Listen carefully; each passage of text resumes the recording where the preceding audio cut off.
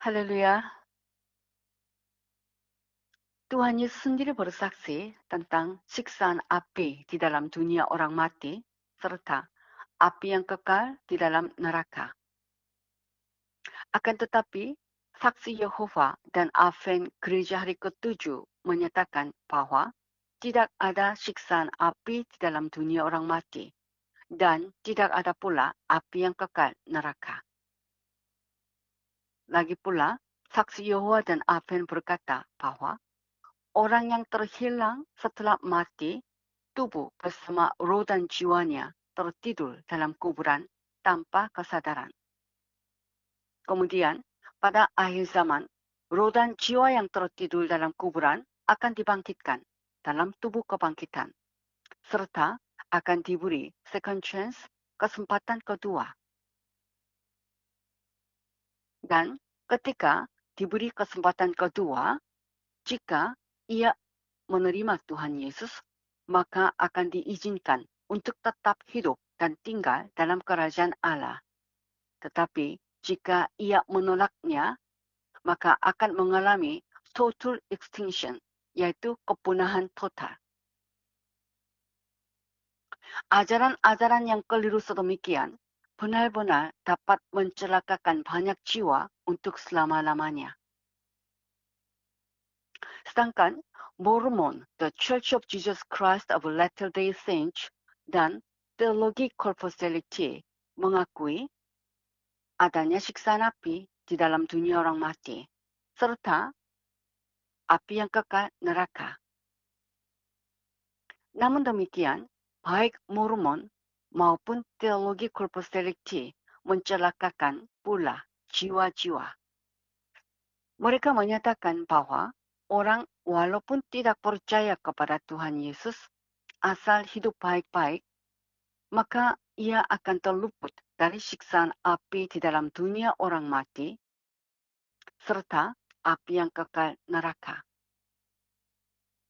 Selanjutnya, Teologi Corposality menyatakan bahwa setelah Injil keselamatan diberitakan kepada orang, jika ia menolaknya, maka ia akan masuk neraka. Akan tetapi, orang yang kepadanya belum pernah diberitakan Injil, maka ia akan dihakimi menurut perbuatannya. Jika perbuatannya baik, ia akan masuk ke dalam kerajaan Allah. Pernyataan ini memberi isyarat bahwa adalah lebih baik jika Injil tidak diberitakan, karena orang akan dihakimi menurut perbuatannya dan bukan menurut iman. Jadi, yang masuk neraka hanyalah orang yang benar-benar jahat saja. Apa yang kami beritakan?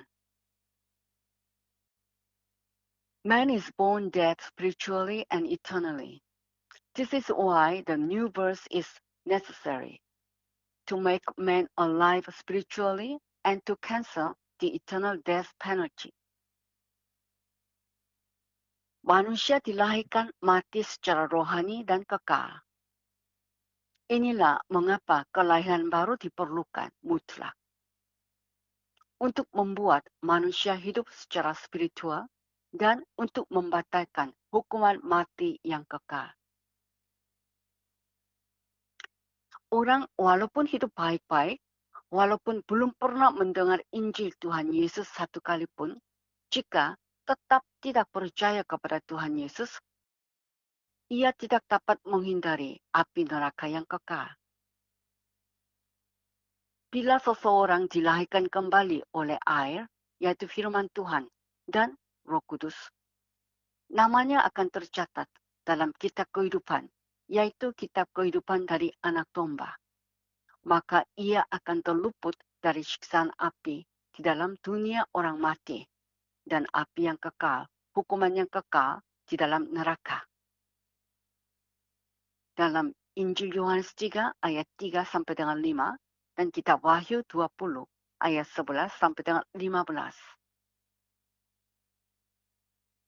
Dan kami menyatakan pula bahwa orang yang percaya setelah mati roh dan jiwanya pergi ke Firdaus di langit yang ketiga, yaitu surga itu sendiri, dan menunggu tubuh kebangkitan. Orang yang tidak percaya setelah mati, roh dan jiwanya ke dunia orang mati yang ada di bagian bawah bumi dan menunggu tubuh kebangkitan pada hari penghakiman takhta putih yang besar. Jadi, dalam kitab suci tidak ada purgatory, api penyucian, dan tidak ada second chance, kesempatan kedua setelah mati. Berdoa untuk arwah tidak ada gunanya sama sekali. Pada saat orang mati, jika ia adalah yang diselamatkan, ia tetap yang diselamatkan.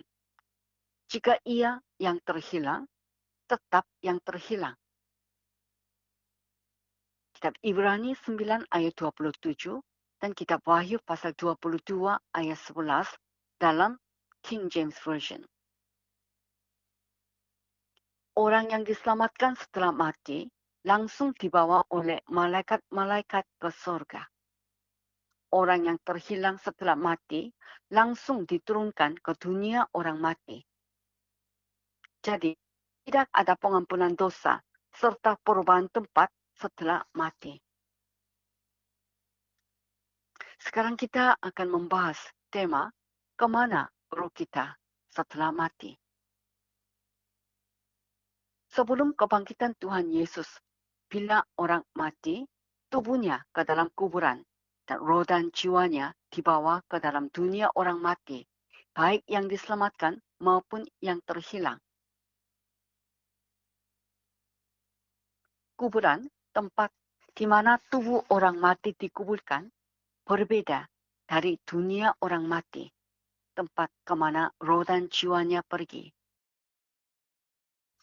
Kuburan yang dalam bahasa Ibrani Quebel ada di permukaan bumi dan berbeda dari dunia orang mati Hades Sheol yang ada di bagian bawah bumi.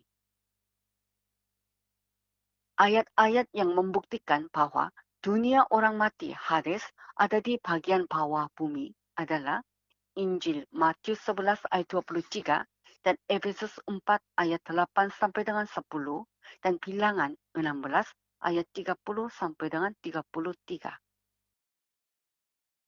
Dalam Matius 11 ayat 23, Tuhan Yesus berfirman bahwa dan engkau Kapernaum, apakah engkau akan dinaikkan sampai ke langit? Tidak. Engkau akan diturunkan sampai ke dunia orang mati. Karena jika di Sodom terjadi mujizat-mujizat yang telah terjadi di tengah-tengah kamu, kota itu tentu masih berdiri sampai hari ini. Kalimat, engkau akan dinaikkan sampai ke langit. Tidak, engkau akan diturunkan sampai ke dunia orang mati. Kalimat ini menandakan bahwa surga itu di tempat yang paling tinggi dan sebaliknya dunia orang mati di tempat yang paling bawah, yaitu bagian bumi yang paling bawah. Dan Efesus 4 ayat 8 sampai dengan 10. Itulah sebabnya, kata Nas, tatkala ia naik ke tempat tinggi, ia membawa tawanan-tawanan. Ia memberikan pemberian-pemberian kepada manusia. Bukankah ia telah naik berarti bahwa ia juga telah turun ke bagian bumi yang paling bawah? Ia yang telah turun, ia juga yang telah naik jauh lebih tinggi daripada semua langit untuk memenuhkan segala sesuatu. Dalam ayat 9, frasa bagian bumi yang paling bawah menunjukkan dunia orang mati. Jadi, sebelum Tuhan Yesus naik ke surga yang jauh lebih tinggi daripada semua langit, terlebih dahulu Tuhan Yesus turun ke bagian bumi yang paling bawah, yaitu Hades, untuk membebaskan roh-roh orang-orang benar. Dalam Bilangan 16 dikatakan bahwa Korah serta segenap umatnya memberontak kepada Allah. Maka bumi, Sheol, membuka mulutnya dan mereka turun hidup-hidup ke dunia orang mati.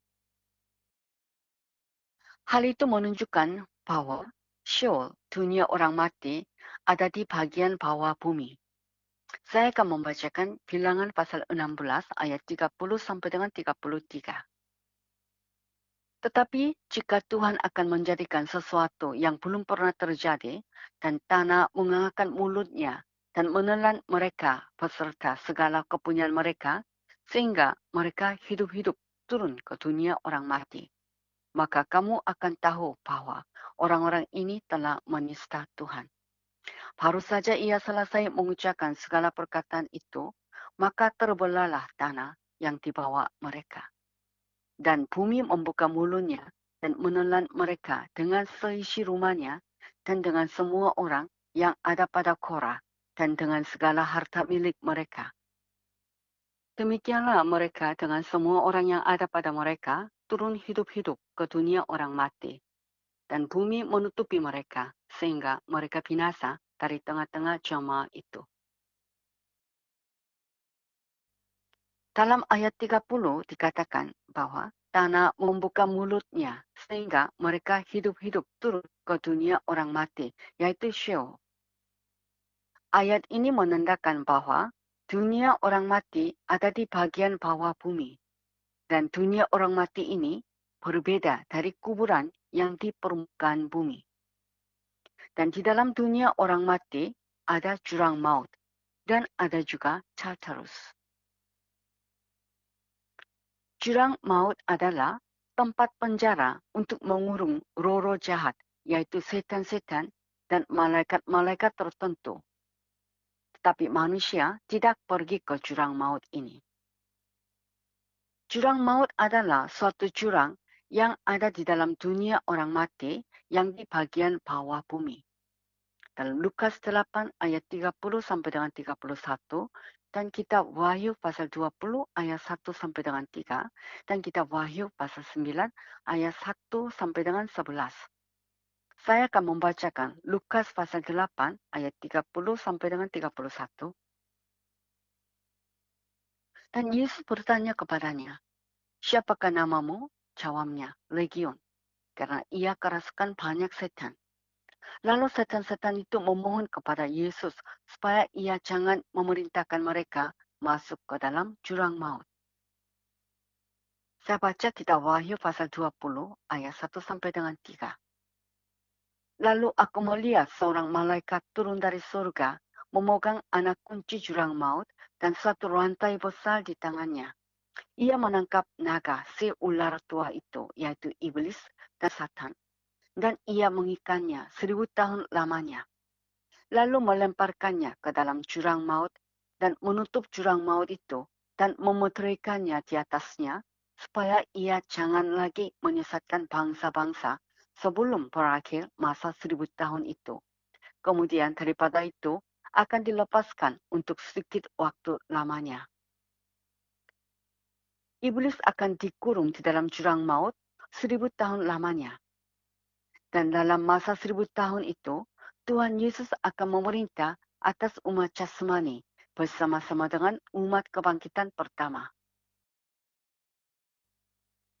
Tartarus adalah tempat penjara yang mengurung malaikat-malaikat yang melakukan dosa percabulan sejak zaman Adam sampai pada zaman Nuh dengan belenggu ikatan abadi sampai hari penghakiman takhta putih yang besar. Di dalam Hades ada jurang maut dan ada juga Tartarus. Jurang maut adalah suatu jurang di dalam Hades. Tartarus adalah jurang yang terdalam di Hades. Dan dalam seluruh kitab suci, Tartarus disebut hanya satu kali saja, yaitu dalam 2 Petrus 2 ayat 4. 2 Petrus 2 ayat 4. Sebab jikalau Allah tidak menyayangkan malaikat-malaikat yang berbuat dosa, tetapi melemparkan mereka ke dalam neraka dan dengan demikian menyerahkannya ke dalam gua-gua yang gelap untuk menyimpan mereka sampai hari penghakiman. Kata neraka adalah dalam bahasa Latin Tartarus. Dan Tartarus bukan Gehenna neraka. ada ayat yang menunjukkan Tartarus, yaitu Yudas ayat 6. Dan bahwa ia menahan malaikat-malaikat yang tidak taat pada batas-batas kekuasaan mereka, tetapi yang meninggalkan tempat kediaman mereka dengan belenggu abadi di dalam dunia kekelaman sampai penghakiman pada hari besar. Adapun seorang Romo dari gereja Ortodoks berkata bahwa orang yang terhilang setelah mati pergi ke Tartarus yang ada di udara. Di dalam Concordance, Tartarus diartikan the deepest abyss of Hades, yang berarti jurang terdalam di Hades. Jurang maut adalah jurang yang ada di dalam Hades. Sedangkan Tartarus adalah jurang yang terdalam di dalam dunia orang mati, yaitu jurang yang lebih gelap dan lebih dalam daripada jurang maut. Dunia orang mati Hades terdiri dari dua kompartemen, yaitu kompartemen Hades yang nyaman dan kompartemen siksaan Hades.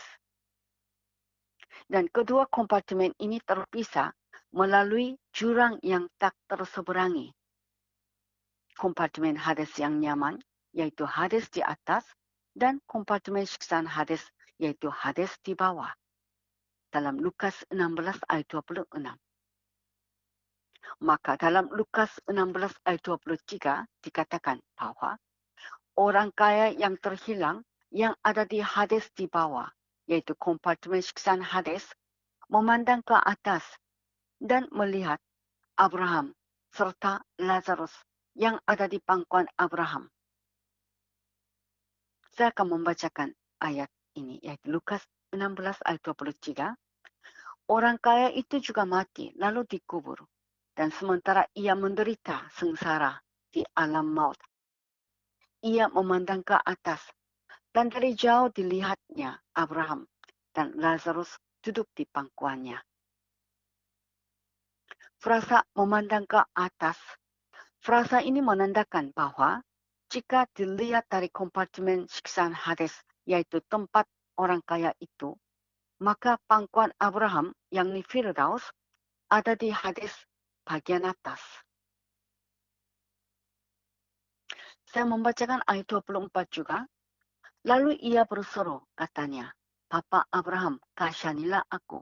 Suruhlah Lazarus supaya ia mencelupkan ujung jarinya ke dalam air dan menyejukkan lidahku, sebab aku sangat kesakitan dalam nyala api ini. Frasa dalam nyala api ini. Kompartemen siksaan Hades adalah the place of torment, tempat disiksa oleh api yang disebabkan murka Allah karena dosa manusia, seperti dikatakan dalam Injil Lukas 16 ayat 28. Dan api ini bukan kiasan, tetapi api secara harfiah.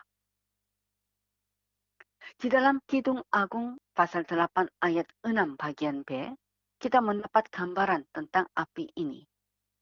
Dalam Authorized Version, jealousy is cruel as the Sheol.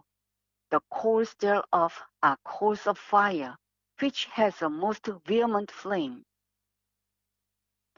Arang daripada Sheol adalah arang api yang memiliki nyala api yang paling membara.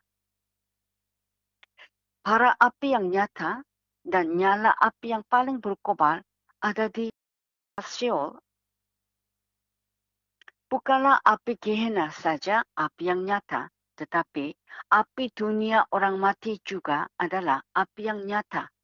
Seperti dinyatakan dalam Ulangan 32 ayat 22 dan Injil Lukas pasal 16 ayat 24.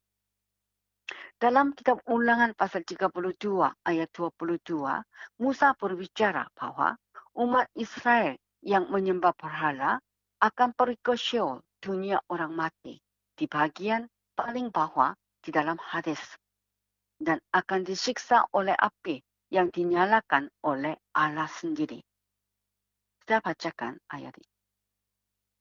Sebab api telah dinyalakan oleh murkaku dan bernyala-nyala sampai ke bagian dunia orang mati yang paling bawah. Api itu memakan bumi dengan hasilnya dan menghanguskan dasar gunung-gunung. Frasa bagian dunia orang mati yang paling bawah. Frasa ini menunjukkan Hades di bawah, yaitu kompartemen siksaan Hades. Dan Hades di bawah adalah tempat di mana api dinyalakan oleh karena murka Allah atas dosa manusia. Sedangkan kompartemen Hades yang nyaman yang disebut Firdaus atau pangkuan Abraham adalah tempat kemana semua roh orang-orang benar yang meninggal pergi sebelum kebangkitan Tuhan Yesus. Ada tertulis dalam kitab Kejadian pasal 49 ayat 33 bagian B tentang kematian Yakub orang benar. Meninggallah ia, maka ia dikumpulkan kepada kaum leluhurnya. Akan tetapi Yakub sendiri berkata bahwa jika ia mati, ia akan turun ke dalam dunia orang mati. Dalam kitab Kejadian 37 ayat 35 dan pasal 42 ayat 38 bagian C. Kejadian 37 ayat 35, sekalian anaknya laki-laki dan perempuan berusaha menghiburkan dia, tetapi ia menolak dihiburkan, serta katanya, tidak, aku akan berkabung sampai aku turun mendapatkan anakku ke dalam dunia orang mati. Demikianlah Yusuf ditangisi oleh ayahnya. Kejadian pasal 42 ayat 38 bagian C. Aku yang ubanan ini turun ke dunia orang mati karena duka cita. Melalui ayat-ayat ini, kita menarik kesimpulan bahwa sebelum kebangkitan Tuhan Yesus, orang benar setelah mati dikumpulkan kepada kaum leluhurnya, yaitu di dalam dunia orang mati. Dan dunia orang mati terdiri dari dua bagian, Hades di atas dan Hades di bawah. Tuhan Yesus menyebut Hades di atas pangkuan Abraham dalam Lukas 16 ayat 22 dan menyebut juga Firdaus dalam Lukas 23 ayat 43. Sebelum kebangkitan Tuhan Yesus, tokoh utama di dalam Firdaus adalah Abraham dan bukan Tuhan Yesus. Setelah kebangkitan Tuhan Yesus, jika orang percaya meninggal, dikatakan bahwa roh dan jiwanya pergi ke surga, ada bersama-sama dengan Tuhan. Karena sekarang tokoh utama di dalam surga adalah Tuhan Yesus. Dalam 2 Korintus 5 ayat 8 dan Filipi 1 ayat 21 sampai dengan 23 dan kitab Ibrani pasal 12 ayat 22 dan 23 dan kitab Wahyu pasal 6 ayat 9 sampai dengan 11. Akan tetapi dahulu sebelum kebangkitan Tuhan Yesus, yaitu sebelum Tuhan Yesus membebaskan roh-roh orang-orang benar yang ditawan oleh iblis, roh-roh itu dikumpulkan di dalam Firdaus. Dan pada waktu itu tokoh utama di dalam Firdaus bukanlah Yakub, bukan Musa atau Daud, bukan pula pembaptis Yohanes, tetapi adalah Abraham. Abraham adalah tokoh utama dalam Firdaus. Maka Firdaus itu disebut juga pangkuan Abraham. Dan di dalam Firdaus, yaitu kompartemen Hades yang nyaman, ada air dan ada kebahagiaan. Lukas 16 ayat 22 sampai dengan 26. Yunus pernah ke kompartemen Hades yang nyaman, yaitu dunia orang mati. Di dalam cerita Yunus dikatakan bahwa tubuh Yunus yang mati ada di dalam perut ikan 3 hari 3 malam lamanya, dan roh dan jiwanya ke dunia orang mati. Saya akan membacakan Yunus pasal 1 ayat 17 sampai dengan pasal 2 ayat kedua. Maka atas penentuan Tuhan, datanglah seekor ikan besar yang menelan Yunus. Dan Yunus tinggal di dalam perut ikan itu 3 hari 3 malam lamanya. Berdoalah Yunus kepada Tuhan Allahnya dari dalam perut ikan itu.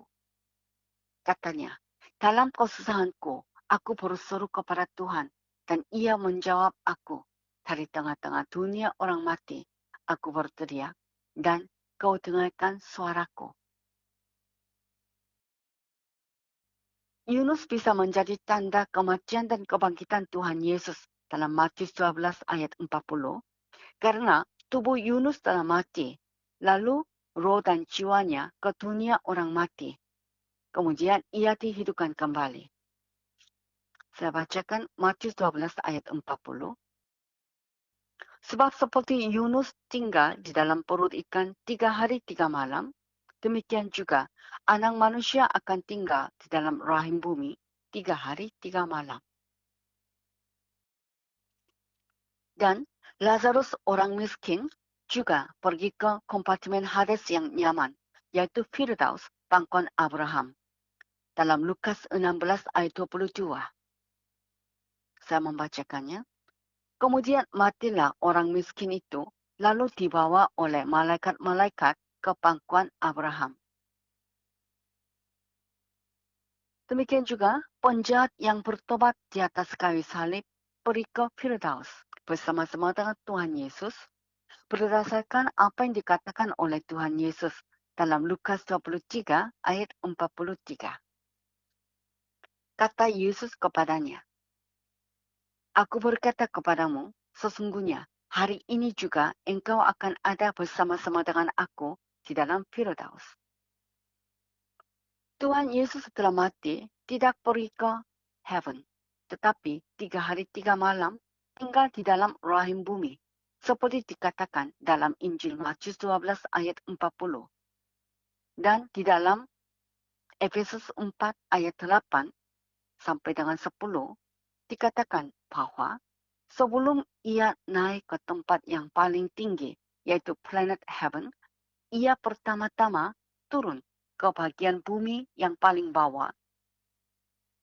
Efesus 4 ayat 9 dalam Authorized Version, He also descended first into the lower part of the earth. Ia lebih dulu, pertama-tama, turun ke bagian bumi yang paling bawah sebelum naik ke surga. Jadi, kompartemen Hades yang nyaman yang disebut Firdaus yang ada di bagian bawah bumi berbeda dari Firdaus yang ada di langit yang ketiga, yaitu surga itu sendiri. Tentang Firdaus yang ada di surga disebut dalam 2 Korintus 12 ayat 1 sampai dengan 4 dan kitab Wahyu pasal 2 ayat 7. Sheol Hades, dunia orang mati, dibedakan dari Gehenna neraka.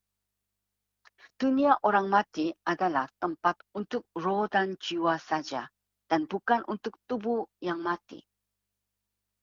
Sedangkan Gehenna adalah tempat di mana roh dan jiwa serta tubuh bersama-sama dilemparkan. Dunia orang mati adalah tempat sebelum penghakiman takhta putih yang besar. Sedangkan Gehenna adalah tempat setelah dihakimi. Maka dunia orang mati adalah tempat untuk manusia setelah mati. Sedangkan Gehenna adalah tempat kemana semua makhluk yang jahat pergi, termasuk roh-roh jahat di dalam jurang maut, serta malaikat-malaikat di dalam Tartarus. Jadi, satu-satunya jalan untuk menghindari siksaan api di dalam dunia orang mati, serta api neraka yang kekal, adalah melalui iman kepada Tuhan Yesus. Barang siapa percaya dan mengaku Yesus Kristus sebagai Tuhan dan Juru Selamat, maka ia akan terhindar dari siksaan api di dalam Hades dan api neraka yang kekal. Percayalah kepada Tuhan Yesus Kristus dan engkau akan selamat, engkau dan seisi rumahmu. Kisah Rasul 16 ayat 31. Allah Bapa, kami berterima kasih atas pengertian firman Tuhan yang Kau berikan kepada kami. Sebelum kebangkitan Tuhan Yesus, semua orang, baik yang benar maupun yang jahat, setelah mati, pergi ke Hades, dunia orang mati. Dan Hades terbagi dua bagian, Hades di atas dan Hades di bawah.